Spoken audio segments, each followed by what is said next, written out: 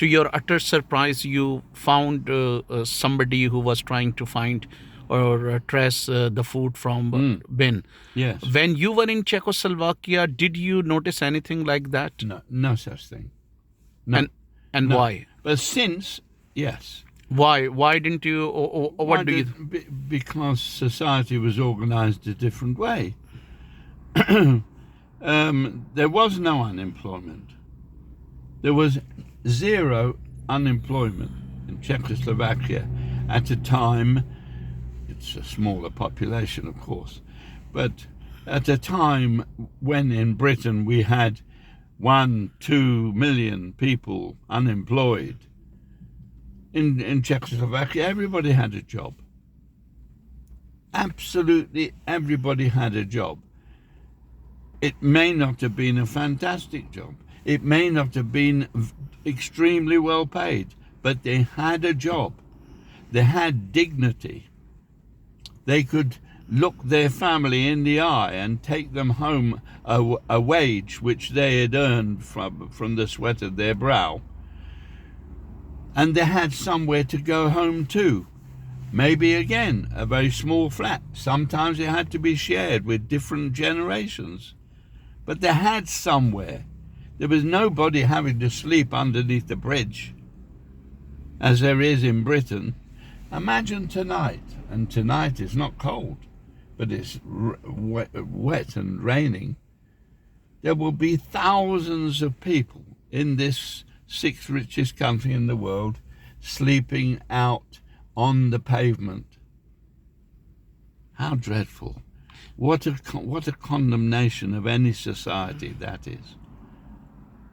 What about other basic necessities of life during your stay in Czechoslovakia, like education, health, overall cleanliness? Yes, everything. There was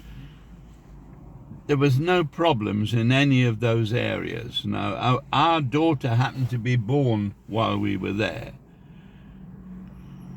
Now you could say, and some people no doubt would say, because you were a foreigner, you got special treatment and this kind of thing. Well, we know that that's not true, because my wife was in hospital, in a Czech hospital in Prague, surrounded, apart from one girl she met in there who was from Switzerland, they were all Czech mothers, all receiving the same treatment as she did.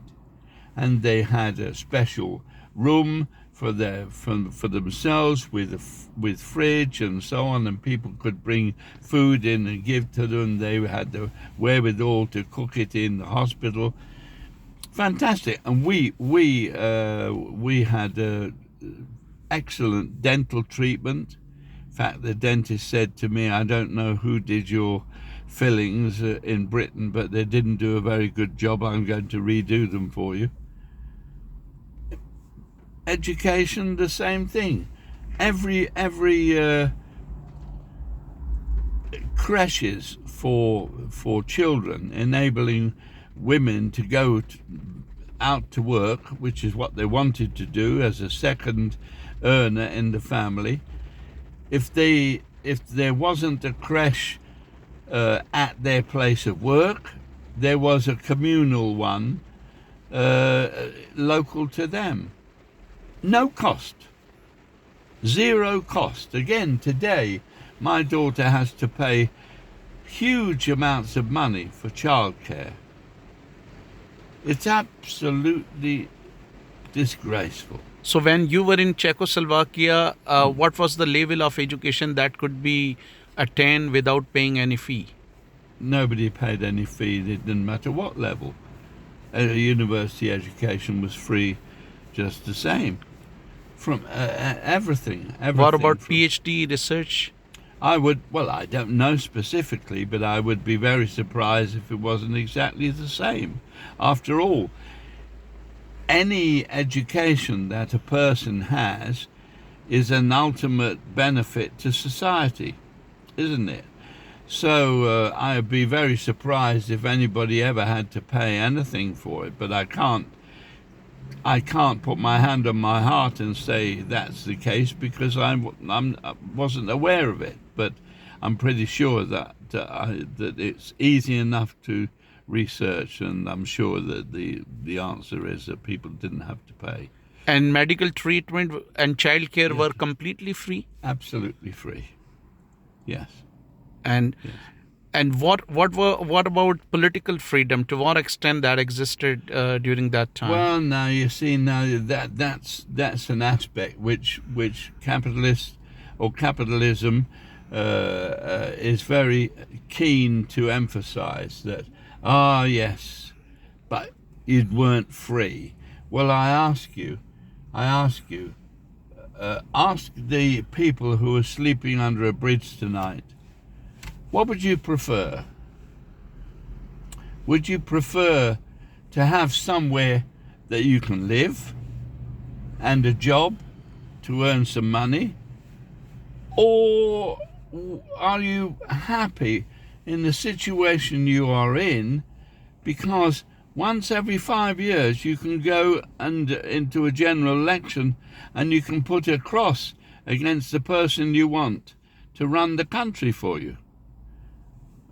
So many people don't use that facility anyway, and you can understand why people are cynical enough to say, what difference does it make anyway?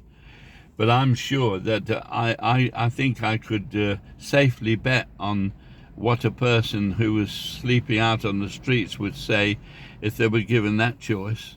I know what I would say. I'm sure you agree.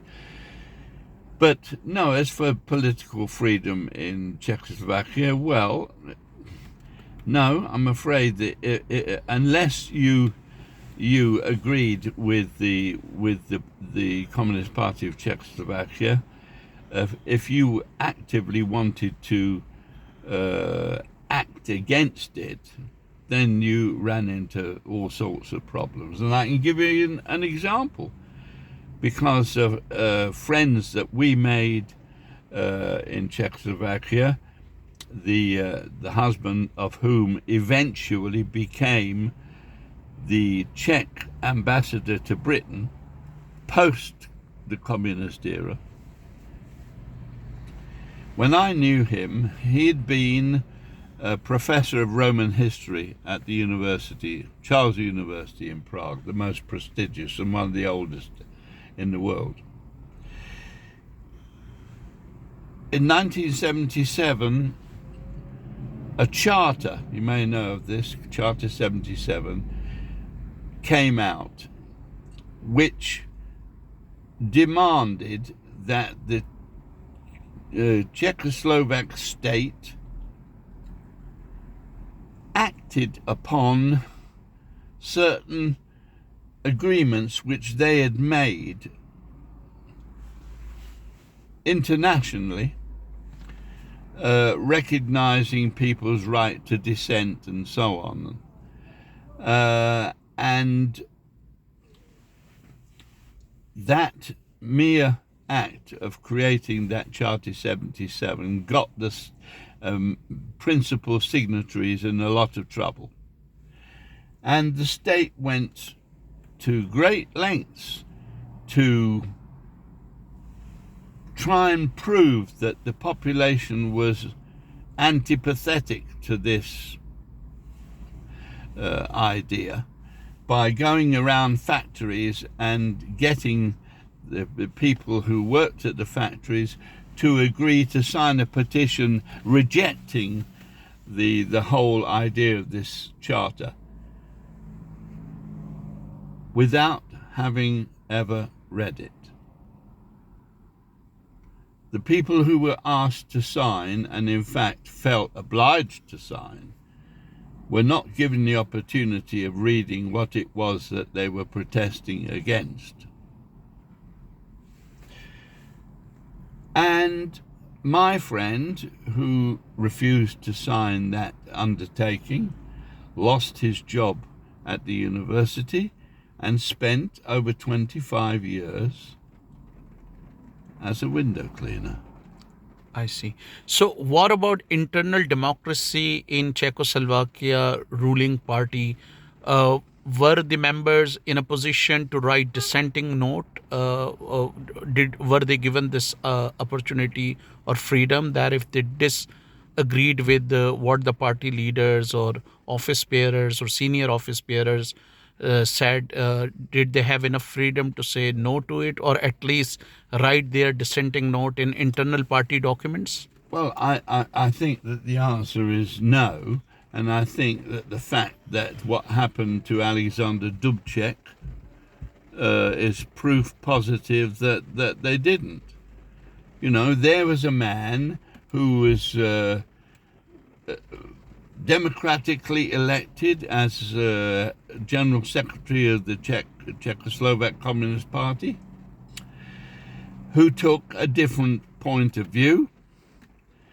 He was invited to, I think, a border town just the other side into the Soviet Union, have a discussion with Brezhnev, who incidentally was no intellectual match for Dubček, and they tried to persuade him to drop this silly idea, and he refused because he, a bit like Corbyn, was a man of principle, and of course he was ousted and arrested for his pains. So I think the answer there is that no, they didn't have that, and those people who did disagree, many of them intellectuals or rather playwrights like Havel, and